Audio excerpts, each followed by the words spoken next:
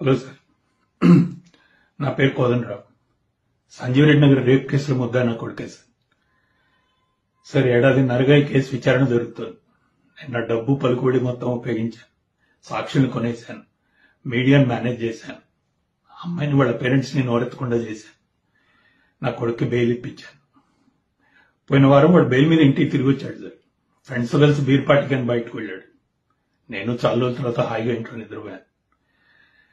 అర్ధరాత్రి ఇంటికి తిరిగి వచ్చాక నన్ను లేపి గట్టిగా కావలించుకొని అన్నాడు సార్, డాడ్, నీ సపోర్ట్ ఇలా ఉంటే ఎన్ని రేప్స్ అయినా చేసి తప్పించుకోగలను అని. నాకు అర్థం కాలేదు సార్. ఏం నువ్వు మాట్లాడుతోంది? Yes dad, I rape dad. ఒకటి కాదు, రెండు కాదు, 3 సార్లు చేశాడంట సార్.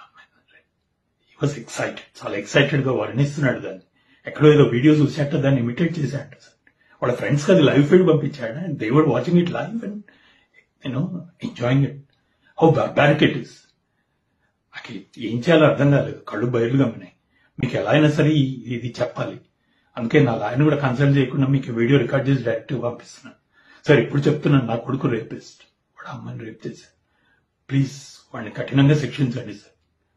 నా లాయర్ వాదిస్తాడు, వాడి అఘాయిత్యం చేసే టైంకి వాడి వయసు 17 ఏళ్ళు, so treat him as a minor అని. No sir, is not a minor. వాడికి ఫస్ట్ సెక్షువల్ ఎక్స్పీరియన్స్ 2 ఏళ్ల క్రితం అయింది సార్. He was 16 then. వాడు మైనర్ ఏంటి? అండ్ ఆ అమ్మాయి వాడితో పాటు చిన్నప్పటి నుంచి కలిసి ఆడుకుని పెరిగి మొన్నటికి మొన్న వాడు కంబైన్ స్టడీస్ అంటే వాడితో పాటు అమాయకంగా నమ్మి ఇంటికి వచ్చింది సార్. అట్లాంటి అమ్మాయి మీద అత్యాచారం చేసినాడు వాడు మైనర్ ఏంటి సార్? అయినా రేప్ అనే థాట్ మైండ్ లో వచ్చినాడు. అసలు మైనర్ ఎలా అవుతాడు sir? He has to be treated as a fucking major. That's it. So వాడి నిర్భయ కేసులో లాగా వాడిని ఉరిదీస్తారు, లేదా దిశ కేసులో లాగా ఎన్కౌంటర్ చేసి పారేస్తారు. సౌదీ అరేబియాలో రాళ్లు పెట్టి కొడతారండి సార్. అలా కొడతారు, మీ ఇష్టం సార్.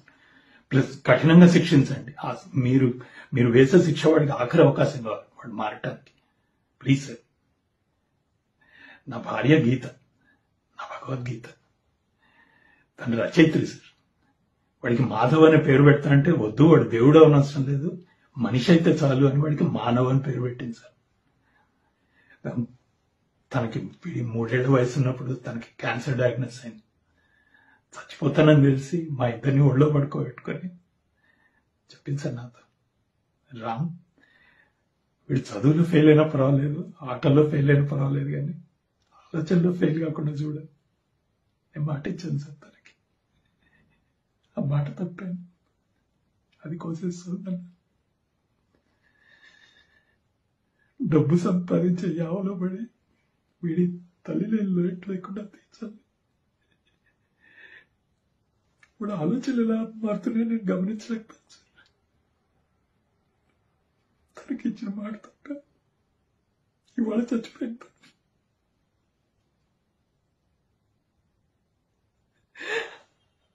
ఆ అమ్మాయి మీద వాడు చేసిన అత్యాచారంలో సగం బాధ్యత నాది సార్. వాడి వేస శిక్షలో సగం నాకు. ఆ రాళ్ళ పెట్టి ముందు నన్ను కొట్టాడు సార్.